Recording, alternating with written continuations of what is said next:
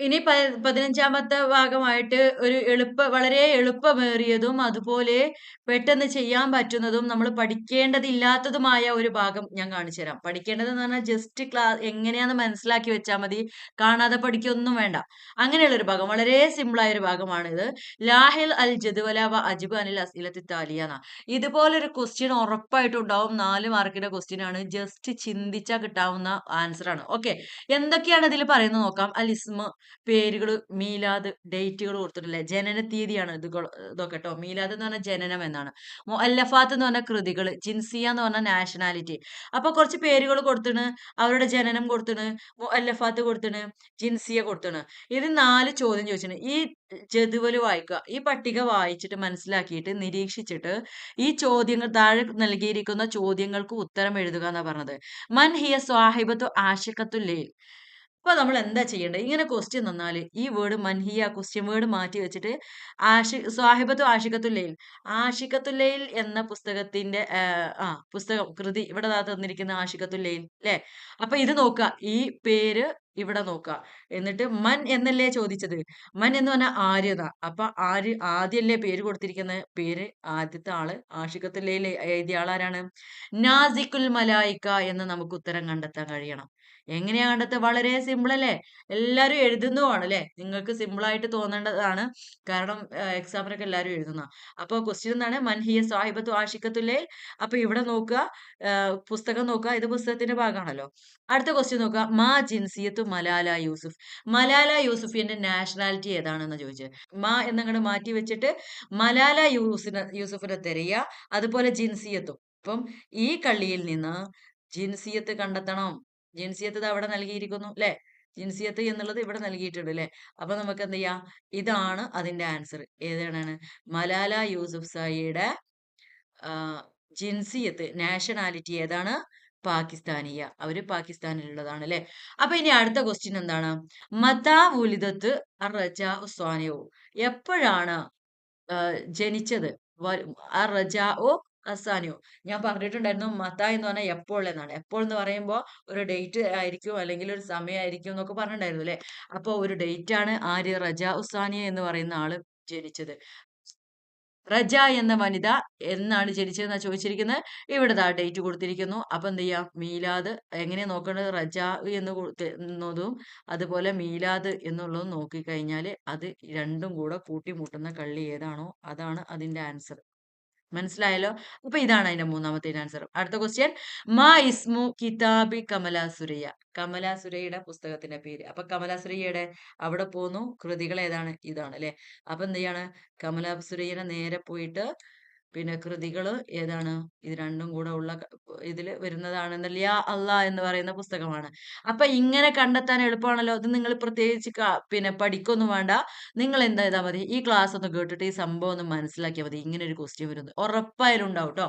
നന്നായി പ്രതീക്ഷിച്ചോ. ഈ എക്സാമിന് ഉണ്ടായില്ലെങ്കിൽ ഉറപ്പാ മെയിൻ എക്സാമിന് എന്തായാലും ഇതുണ്ടാവും.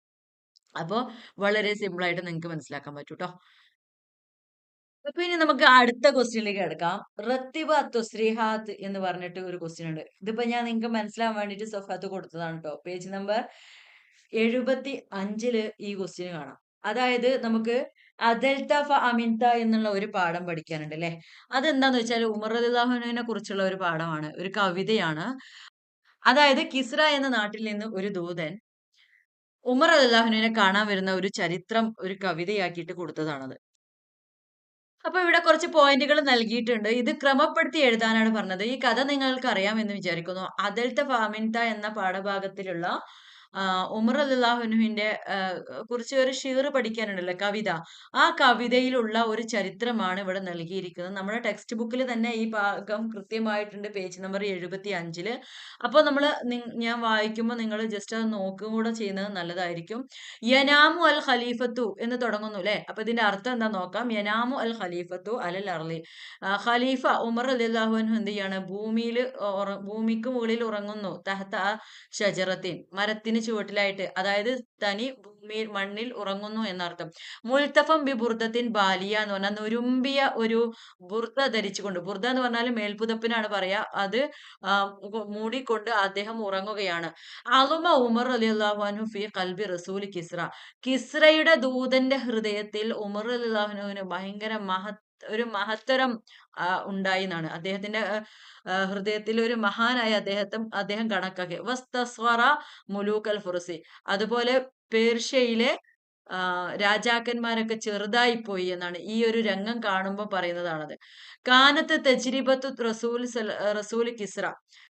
കിസ്രയുടെ ദൂതന്റെ പരിചയം എന്ന് വെച്ചാൽ ബിൽ മുലൂക്കി, രാജാക്കന്മാരൊക്കെ അന്നഹും യൽഹറൂന, അവര് പ്രകടമാക്കുമായിരുന്നു ലിന്നാസി, ജനങ്ങളില് മഅൽ അഹ്റാസി വൽ ജുന്തി, അവർ വെളിവാകുമായിരുന്നു ലിന്നാസി, ജനങ്ങൾക്കിടയിൽ അൽ അഹ്റാസി വൽ ജുന്തി, കുതിരപ്പടയാളികളും അതുപോലെ പട്ടാളക്കാരൊക്കെ വെച്ചിട്ട് ആണ് ഇവര് പുറത്തിറങ്ങുന്നത് എന്നാണ് ഇത് പറയുന്നത്. അതായിരുന്നു കിസ്രയിലെ ദൂതന്റെ മനസ്സിലുള്ള ഒരു ചിത്രം, മുലൂക്കും രാജാക്കന്മാരെ കുറിച്ചുള്ള. ലമ്മ ഹക്കംത, നീ ഭരിക്കുകയാണെങ്കിൽ, ബൈനൻ നാസി, ജനങ്ങൾക്കിടയിൽ, ബിൽ അതിൽ, നീതി കൊണ്ട്, സിർത്ത, നീ ആയിത്തീരും, ആമിനൻ, സുരക്ഷിതനായിത്തീരും, ഫനിംത സഈദൻ, അങ്ങനെയാണെങ്കിൽ നീ എന്ത് ചെയ്യും? നിംത, നീ ഉറങ്ങും, സഈദൻ എന്ന് പറഞ്ഞാൽ സന്തോഷത്തോടെ നിനക്ക് ഉറങ്ങാൻ പറ്റും. ഓക്കെ. കാല കാല റസൂലു കിസ്ര, കിസ്രയുടെ ദൂതൻ പറഞ്ഞു, കൗല ഹക്കിൻ, ഒരു സത്യമായ വാക്ക് പറഞ്ഞു. ഓ അസ്ബഹ മസലൻ, അതൊരു ഉദാഹരണമായി മാറി, അല്ലെങ്കിൽ ഒരു മസൽ എന്ന് പറഞ്ഞാൽ പഴഞ്ചൊല്ലിനൊക്കെ പറയും, പഴഞ്ചൊല്ലായി മാറി. സായിറം ബൈനൽ അജാലി, ഓരോ ജീലുകൾക്കിടയിൽ, ഓരോ തലമുറക്കിടയിലും ഇതൊരു പഴഞ്ചൊല്ലായി മാറി. ലമ്മ റആഹു, അദ്ദേഹത്തെ കണ്ടപ്പോൾ, യനാമു നൗമൻ, അദ്ദേഹം ഉറങ്ങുന്നുണ്ട്, നൗമൻ ഒരു ഉറക്കം, അമീഖൻ അഗാധമായ ഉറക്കം, വജദ ഫിഹി അളമത്തൻ വ വഖാറൻ, വജദ ഫിഹി അതിൽ അദ്ദേഹം കണ്ടു, അളമത്തൻ മഹത്തരം, വ വഖാറൻ ഗാംഭീര്യവും മഹത്വവും അദ്ദേഹം അതിൽ കണ്ടു. ലഖദ് ദഹിഷ റസൂലു കിസ്ര, കിസ്രയിലെ ദൂതൻ അത്ഭുതപ്പെട്ടു. ഇന്ദമാ റആ ഉമർ റളിയല്ലാഹു അൻഹു, ഉമർ റളിയല്ലാഹു അൻഹുവിനെ കണ്ടപ്പോൾ, ദൂന സിലാഹിൻ, വാളുകളില്ലാതെ, വാഹ്റാസിൻ, കുതിരകളും വാളുകളും ഒന്നും ഇല്ലാതെ ഒറ്റക്ക് കണ്ടപ്പോ അദ്ദേഹം അത്ഭുതപ്പെട്ടു പോയി. അപ്പൊ ഈ ഒരു ഭാഗം നോക്കിയിട്ട് ഇതിൽ ആദ്യമായിട്ട് ഏത് പറയും, പിന്നെ തർത്തീബ് ക്രമപ്രകാരം ഒന്ന് വെച്ച് നോക്കാം നമുക്ക്. അതായത് ഉമർ റളിയല്ലാഹുവിനെ വാളൊന്നും ഇല്ലാതെ കണ്ടപ്പോ കിസ്രയിലെ ദൂതൻ അത്ഭുതപ്പെട്ടു എന്ന് പറയുന്നതാണ് ഒന്നാമതായിട്ട് നമുക്ക് ആൻസർ, പിന്നെ നമ്മൾ എഴുതേണ്ടി വരിക. ഓക്കെ. പിന്നെ രണ്ടാമത് നമ്മൾ പറയേണ്ടത് കാനത്ത് തജ്രിബത്തു റസൂൽ കിസ്ര ബിൽ മുലൂക്കത്തി അന്നഹും യൽഹറൂന ലിന്നാസി മാൽ അഹ്റാസി വൽ ജുന്തി എന്നാണ്. അതായത് അങ്ങനെ കണ്ട സമയത്ത് അദ്ദേഹം അദ്ദേഹം എന്തായിരുന്നു, അത്ഭുതപ്പെട്ടു. കാരണം എന്താണ്, അദ്ദേഹത്തിന്റെ പരിചയത്തിൽ അദ്ദേഹം കാണുന്ന രാജാക്കന്മാരൊക്കെ എന്താണ്, ഈ പട്ടാളക്കാരും കുതിരപ്പടയാളികളുടെ ഒക്കെ പിന്നെ ഒപ്പം മധ്യത്തിൽ ഇങ്ങനെ നടക്കുന്നതാണ് അദ്ദേഹം കണ്ടത്. അപ്പൊ അതാണ് രണ്ടാമത്. പിന്നെ മൂന്നാമത് പറയണ, അങ്ങനെ കണ്ട സമയത്ത് ലമ്മാ റആഹു യനാമു നൗമൻ അമീകൻ, ഉമറല്ലാഹു ഇങ്ങനെ അഗാധമായ ഉറക്കം ഉറങ്ങുന്നത് കണ്ടപ്പോ അദ്ദേഹം എന്തായി, അദ്ദേഹത്തിന്റെ മഹത്വവും ഗാംഭീര്യമൊക്കെ അദ്ദേഹത്തിന് മനസ്സിലായി. ആരുടെ? ഉമർ റളിയല്ലാഹുവിന്റെ ഗാംഭീര്യമൊക്കെ ഈ കിസ്രയിലെ ദൂതന് മനസ്സിലായി. അത് ആ ഉറക്കത്തില് ഇത്രയും അഗാധമായിട്ട്, അതും എവിടെയാ ഉറങ്ങുന്നത്? വെറും മണ്ണിൽ ഉറങ്ങുകയാണല്ലേ, പുതപ്പൊക്കെ പൊതിച്ചിട്ട്, അതും നുരുമ്പിയ ഒരു പുതപ്പ് പൊതിച്ചിട്ട്. അപ്പൊ ഇത് കാണുമ്പോ രാജാവിന്റെ മഹത്വരം അതിൽ നിന്ന് ആർക്ക് മനസ്സിലായി? ഈ ദൂതന് മനസ്സിലായി എന്നാണ് പറയുന്നത്. ഇനി നാലാമത്തെ പോയിന്റ് എന്തായിരിക്കും? യനാമു അൽ ഖലീഫത്തു അലൽ അർളി തഹത്ത ഷജറത്തിൻ മുൽത്തഫൻ ബി ബുർദത്തിൻ ബാലിയ. ഇതാണ് നാലാമത്തത്. എങ്ങനെ ഉറങ്ങുന്നതാ കണ്ടത്? നുരുമ്പിയ ഒരു പുതപ്പ് പൊതിച്ചിട്ട് ഉറങ്ങുന്നതാണ് കണ്ടത് അല്ലേ? അപ്പൊ അതാണ് നാലാമത്. പിന്നെ അഞ്ചാമത് വരുന്നത് എന്തായിരിക്കും? ഇത് കണ്ട സമയത്ത് അദ്ദേഹത്തിന്റെ മനസ്സിൽ ഉമർ റളിയല്ലാഹു അൻഹുവിന് ഒരു സ്ഥാനവും പേർഷ്യയിലെ രാജാക്കന്മാർക്കൊക്കെ ചെറുതായി പോകുന്ന രീതിയിൽ വലിയ ഒരു സ്ഥാനം ഉമർ റളിയല്ലാഹു അൻഹു അദ്ദേഹം കണ്ടു അല്ലെ? അപ്പൊ അഞ്ചാമത്തെ പോയിന്റ് എന്ന് പറയുന്നത് അളുമ ഉമർ ഫി ഖൽബി റസൂൽ കിസ്ര വസ്തസ്വറ മുലൂക്ക അൽ ഫുർസി എന്ന് പറയുന്ന. പിന്നെ ആറാമത്തെ പോയിന്റ് എന്തായിരിക്കും? അത് കണ്ടപ്പോ അദ്ദേഹം എന്തെങ്കിലും പറഞ്ഞിട്ടുണ്ടാവുമല്ലോ ഉമർ അള്ളാഹുവിനോട്. അതാണ് കാല റസൂലു കിസ്ര, കിസ്ര പറഞ്ഞു, കിസ്രയിലെ ദൂതൻ എന്താ പറഞ്ഞത്? കൗല ഹക്കിൻ വാസ്ബഹ മസലൻ, അതൊരു അദ്ദേഹം പറഞ്ഞ വാക്ക് എന്തായി? അതാണ് നമ്മുടെ ഹെഡിങ് തന്നെ, അതായിരുന്നു എന്തായിരുന്നു? അദൽത ഫ അമിൻത എന്നാണ്. പിന്നെ അദ്ദേഹം പറഞ്ഞ വാക്ക്. ആ വാക്ക് എല്ലാ തലമുറകളിലും പിന്നെ വരുന്ന തലമുറകളിലൊക്കെ അതൊരു പഴഞ്ചൊല്ലായി മാറിന്നാണ്. പിന്നെ ഏഴാമത്തെ പോയിന്റ് എന്താണ്?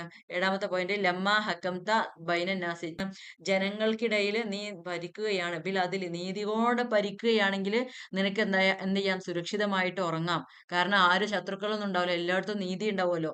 അപ്പോൾ സുരക്ഷിതമായി ഉറങ്ങാം, നിനക്ക് സന്തോഷകരമായിട്ട് നിനക്ക് എന്ത് ചെയ്യാം, ഉറങ്ങാ എന്ന് പറയാണ്. ഇത് തന്നെ എക്സാമിന് വരാൻ സാധ്യതയുണ്ട്. മെയിൻ എക്സാമിനാണോ അതോ ഇപ്പോഴത്തെ എക്സാമിന്, ഏതെങ്കിലും ഒരു എക്സാമിന് ഇത് വരാൻ സാധ്യതയുണ്ട്. അപ്പൊ നിങ്ങൾ എന്ത് ചെയ്താൽ മതി എന്ന് വെച്ചാൽ, ഒരു ഐഡിയ, ഒരു ടിപ്പ് മാത്രം ഞാൻ പറഞ്ഞുതരാൻ പോകുന്നത് വെച്ചാൽ, ഈ പറയുന്ന സെന്റൻസുകളുടെ ഒക്കെ ആദ്യത്തെ പദം മാത്രം ഒന്ന് ക്രോഡീകരിച്ച് എഴുതാം. ലഖദ് ഫസ്റ്റ് എഴുതുക, കാനത്ത് അതിന്റെ ശേഷം എഴുതുക, ലമ്മ അതിന്റെ ശേഷം എഴുതുക, യനാമു എന്ന് അതിന്റെ ശേഷം എഴുതുക, പിന്നെ അളുമ എന്ന് അതിന്റെ ശേഷം എഴുതുക, കാല എന്ന് എഴുതുക, ലമ്മ എന്ന് എഴുതുക. അപ്പൊ രണ്ട് ലമ്മ ഉള്ളത് കൊണ്ട് നമുക്ക് എന്ത് ചെയ്യാം, മൂന്നാമത്തേന് ലമ്മ ആഹു എന്ന് എഴുതാം. ഓക്കെ. അപ്പൊ ഒന്ന് പറഞ്ഞു തരാം ഞാൻ എങ്ങനെ. ലഖദ് കാനത്ത് ലമ്മ യനാമു അളുമ കാല ലമ്മ. ഒന്ന് പറഞ്ഞു നോക്കിയേ. ലഖദ് കാനത്ത് ല്ലേ? ലഖദ് കാനത്ത് ലമ്മ യനാമു അളുമ കാല ലമ്മ എന്നങ്ങട് പഠിക്കുക. എന്നിട്ട് അവിടെ പോയിട്ട് നമ്മള് ലഖദ് ഫസ്റ്റത്തെ വരി. ഓക്കെ. അടുത്ത വരി കാനത്ത്. അടുത്ത വരി ലമ്മ റആഹു. അടുത്ത വരി യനാമു. അടുത്ത വരി കാ എന്താണ് അളുമ. അടുത്ത വരി കാല. അടുത്ത വരി ലമ്മ. ഇങ്ങനെ പഠിക്കുന്നതും ഒരു ഐഡിയ ആണ്. അപ്പൊ അതുപോലെ ഇത് മുഴുവനായിട്ട് പഠിക്കുന്നതിനേക്കാളും ബെറ്റർ അതല്ലേ? അപ്പൊ ഇത് തന്നെയാണ് എക്സാമിന് ഇങ്ങനെ ചോദ്യം വരുവാണെങ്കിൽ വരുള്ളൂ. അപ്പോ ഇത്രയും പറഞ്ഞ് നമ്മള് നമ്മുടെ ക്ലാസ് തൽക്കാലം വൈൻഡ് അപ്പ് ചെയ്യാണ്. ഇനി നമുക്ക് ഈ ക്ലാസ്സുകളൊക്കെ നമുക്ക് എന്ത് ചെയ്യാന്ന് വെച്ചാല് ഒന്ന് വിശദമായിട്ട്, ഇത് മാത്രമല്ല ഇനി വരാൻ സാധ്യതയുള്ള നമ്മുടെ പാഠഭാഗങ്ങളൊക്കെ SLCയുടെ വരെയുള്ള ക്ലാസ്സുകൾ നമ്മൾ വിശദമായിട്ട് ജനുവരി മുതൽ സ്റ്റാർട്ട് ചെയ്യും അടുത്ത ക്ലാസ്. അപ്പൊ നിങ്ങൾക്ക് ജോയിൻ ചെയ്യാൻ താല്പര്യം ഉണ്ടെങ്കിൽ ഒന്ന് അറിയിക്കുക കേട്ടോ. അപ്പൊ എല്ലാവർക്കും നല്ല ഒരു ദിനം ആശംസിക്കുന്നു. ബൈ.